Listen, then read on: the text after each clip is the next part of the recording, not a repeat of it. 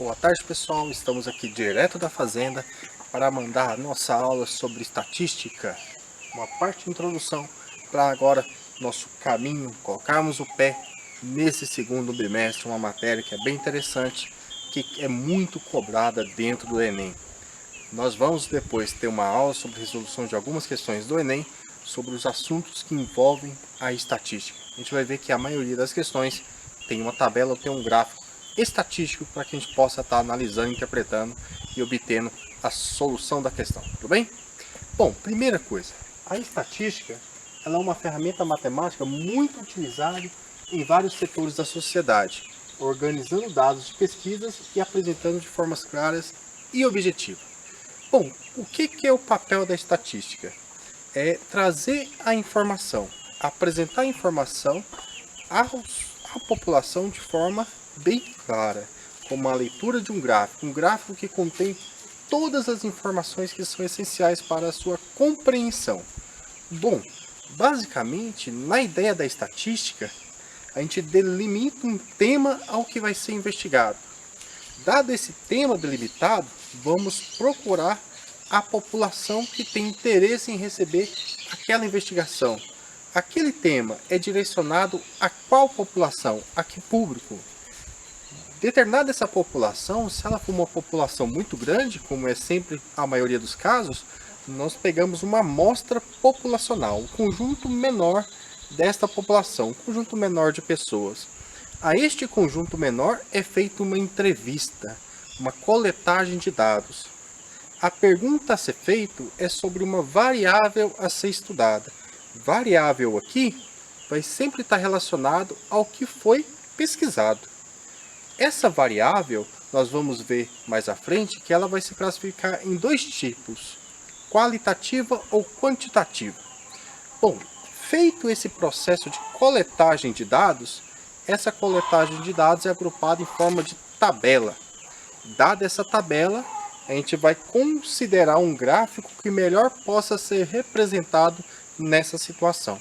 Então, nesta aula, a gente vai ver sobre tabelas e gráficos, e ver diversos gráficos que caem sobre as questões do Enem e que é importante para a nossa faixa de conhecimento. Bem? Bom, então fique aí, nós já voltamos para dar continuidade nessa aula. Tornando então para a nossa parte de gráficos e tabelas. Primeiro vamos discutir tabelas para depois mergulhar numa universidade de gráficos que pode ser representados em estatística. Bom, as tabelas são de fundamental importância para organizar dados. Pode-se arrumar os dados coletados em diversos tipos de tabela.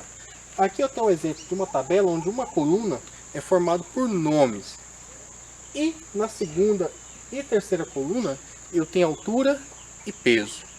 Nessa tabela, a gente costuma dar o nome dela de tabela de dupla entrada, porque a informação do nome está relacionada a dois tipos de valores, que é altura e peso. A altura foi um objeto pesquisado, peso também um objeto pesquisado. Esses dois objetos recebem o nome de variável na nossa parte da estatística. Foi a variável a ser pesquisada nessa coletagem de dados. A gente vai discutir agora no próximo tópico o que vem a ser uma variável qualitativa e uma variável quantitativa. Só adiantando, essa variável é uma variável quantitativa, porque ela é mensurável. Eu sei dizer que essa altura ela pode ser atingida por uma coisa mensurável. Ela é mensurável, 1,10 é mensurável como é a altura do André. O peso também é algo mensurável. Uma variável para ser qualitativa, ela não pode ser mensurável, tá bom? Vamos lá. As pessoas presentes em um evento automobilístico, foi feita a seguinte pergunta: qual a marca do carro preferida? Aqui a pesquisa foi feita sobre a marca do carro. Marca do carro é, nessa situação, uma variável. Essa variável já é uma variável qualitativa, porque ela não é mensurável. Os valores que essa variável vai assumir, os valores que essa variável pode assumir, elas não são mensuráveis. Olha, as variáveis que podem ser assumidas pela marca de carro, os valores que a marca de carro pode assumir como variável, C da marca Ford, C da marca Peugeot, C da General Motors, C da Volkswagen, da Fiat. Então são coisas que não são mensuráveis, como era o caso anterior das alturas. 1,10 pode ser um valor a ser atingido por essa variável, 1,20 é um valor a ser atingido por essa variável, que é algo mensurável. Bom, as variáveis qualitativas, elas podem ser nominais ou ordinais. Essa variável é uma variável nominal, porque ela não tem uma ordem. Quando eu falo sobre grau de escolaridade, faço uma pesquisa sobre o grau de escolaridade de alguém, esse grau de escolaridade tem uma ordem. Ele pode ter o ensino fundamental completo, ele pode ter o ensino médio completo ou curso superior, onde essas três valores que essa variável escolaridade pode ser atingido, tem uma ordem para que elas sejam atingidas. Bom, dado essa tabelinha aqui, que é uma coletagem de dados que foi feita sobre a pergunta qual a sua marca favorita, a gente vai extrair uma tabela. E nessa tabela eu vou estar mencionando o que é uma frequência absoluta e o que é uma frequência relativa. Só para você ter ideia, Pedro respondeu positivamente para Ford, Anete para Ford, Rita para Ford, e aqui um outro Pedro também respondeu positivo para Ford. Só nessa tabelinha que tem 24 pessoas sendo entrevistadas, porque são 4 linhas para 6 colunas, 4 pessoas responderam para Ford. Vamos ver o que significa esse número 4 nessa pesquisa. Bom, Ford 4 pessoas. A quantidade de vezes em que uma determinada variável assume o valor, ou seja, a variável marca de carro assumiu o valor Ford 4 vezes. A este número a gente dá o nome de frequência absoluta. A variável Peugeot, a variável marca do carro, o valor Peugeot foi assumido 3 vezes. A frequência absoluta do Peugeot foi 3. Então, frequência absoluta relacionada a um valor que uma variável pode assumir é o número de vezes que aquele valor vai ocorrer durante a pesquisa. Quando eu pego essa informação que é um valor dessa frequência absoluta e olho no total como porcentagem, como eu faço com 4 em relação ao 24, ver o que representa em termos de porcentagem o número 4 em relação ao 24, eu tenho uma coisa chamada frequência relativa.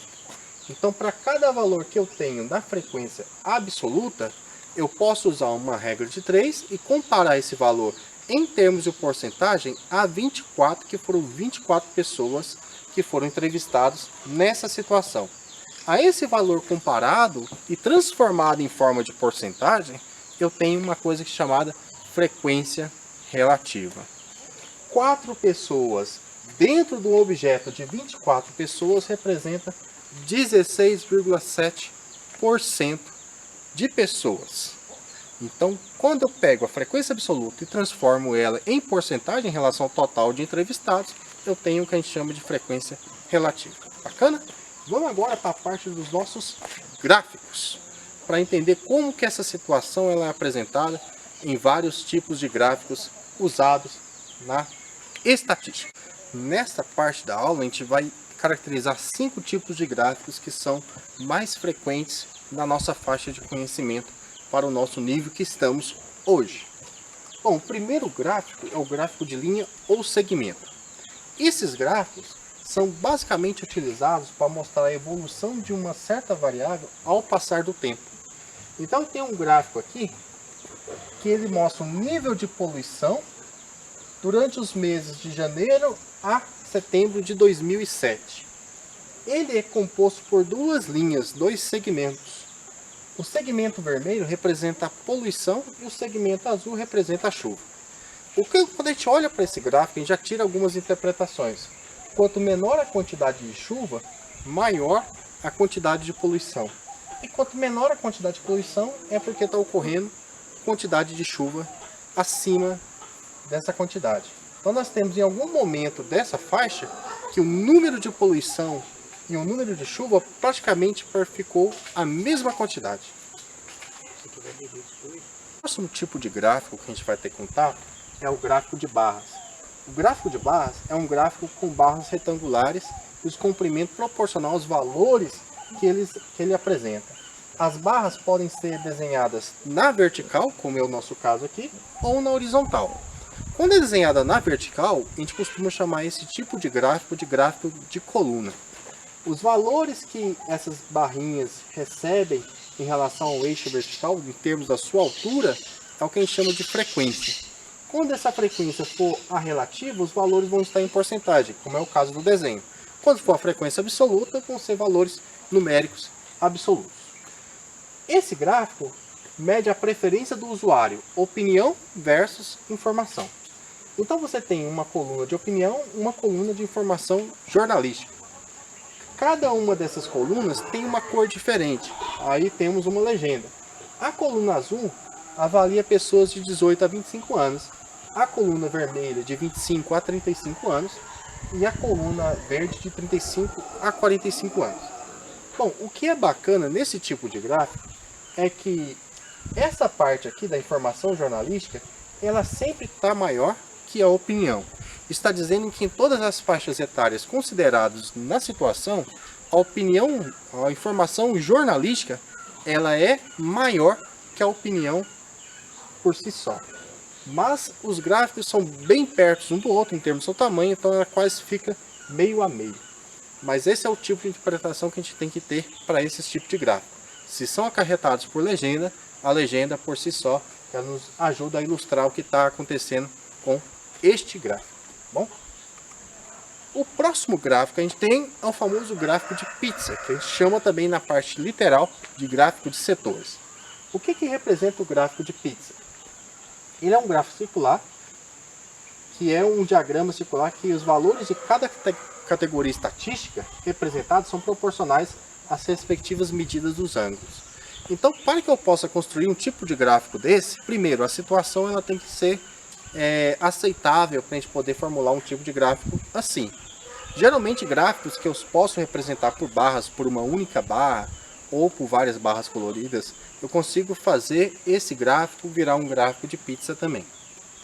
Cada parcela dessas daqui, cada fatia dessa pizza, ela representa uma porcentagem do círculo. Essa porcentagem ela tem que condizer com a porcentagem da frequência relativa. Então nessa situação, eu tenho aqui um gráfico que mostra a distribuição da folha salarial por 3 faixas. A faixa branca representa o ensino médio, a faixa cinza escuro o ensino fundamental e a faixa cinza mais clarinho o ensino superior. Quando eu olho para esse gráfico, eu vejo que a maioria da distribuição salarial, seja ela por uma empresa relacionada a esse gráfico, está voltada para pessoas que têm somente o ensino médio. A parcela que tem ensino superior e ensino fundamental representam em si a mesma quantidade. Para representar, por exemplo, esse 12,5, você nota o seguinte, olha, 12,5 mais 12,5 dá 25%. 25% de um círculo representa uma fatia cujo ângulo central, que é esse ângulo formado aqui, é um ângulo de 90 graus. Então, cada uma dessas parcelas aqui vale 45 graus. Então, a gente tem que usar de uma ferramenta, que é a regra de 3 simples, para converter porcentagem em grau. 100% equivale a 360 graus e tal porcentagem vai equivaler a um ângulo que você quer representar em termos dessa fatia na sua situação. Então esse é o famoso gráfico de setores, que a gente chama também de gráfico de pizza. Bom, agora a gente vai para o nosso próximo gráfico. O próximo gráfico que a gente vai estar vendo daqui, direto da fazenda, é o pictograma ou gráfico pictórico. Bom, esses pictogramas são gráficos de barras que usam de figuras para sua apresentação de dados. É um gráfico que dá uma maneira divertida de apresentar a determinada situação. Esse gráfico aqui mostrava a quantidade de carros elétricos que teriam sido fabricados de um ano para o outro e caiu numa questão do Enem de 2018. Então ele apresenta as suas informações em formas de barras, onde cada barra vem desenhada um carrinho elétrico. Por exemplo, se a gente souber que de 2014 a 2015 juntos foram fabricados 360 mil carros elétricos, é porque cada carrinho elétrico desse vale 120 mil. 360 mil dividido por 3, que são o conjunto de carrinhos que a gente consegue obter de 2014 a 2015 juntos. Aí cada carro vale 120 mil. Então, uma maneira bem inteligente de apresentar dados, porque você tem que trabalhar com a ideia de comparação, e também muito bonita também de informar a sua pesquisa. O próximo, ele é o, assim, de todos eles que são apresentados, eu acho mais bonito, que tem uma jogada muito boa na sua construção, que são os histogramas. Histogramas também conhecidos como distribuição de frequências. Qual que é a característica do histograma? Você vai ter, possivelmente, um gráfico de colunas, onde as colunas são bem agrupadas e de mesmo comprimento de base. O comprimento da base é chamado de amplitude, e cada base ela é fixada sobre uma classe. Cada coluna dessa levantada representa uma classe. Então você tem a sua informação de frequência absoluta, e você vai pegar aquela frequência absoluta e organizar por classe. Depois eu vou dizer o que vem a ser uma classe nesse caso. A amplitude dessa classe é o tamanho da base de dados que você está observando naquela classe. A frequência, que é a frequência da classe, é o tamanho da coluna. A dada classe tem frequência 5, ou seja, a coluna tem altura 5. Essa frequência ela vai poder ser tanto absoluta como também a frequência relativa. Bom, veja só. Aqui tem um histograma, onde eu tenho aqui quantidade de falhas e o momento de falha durante o teste. Pode ser de um determinado aparelho. Aqui, até 5 minutos, quer dizer que vai de 0 a 5 minutos, ou seja, falhas nesse intervalo de tempo. Depois de 5 a 10 minutos, falhas nesse intervalo de tempo. 10 a 15 minutos, 15 a 20 minutos e assim vai até a última classe, que é mais de 30 minutos. Então, se você observar, cada coluna dessa é fixada na sua base um intervalo de tempo.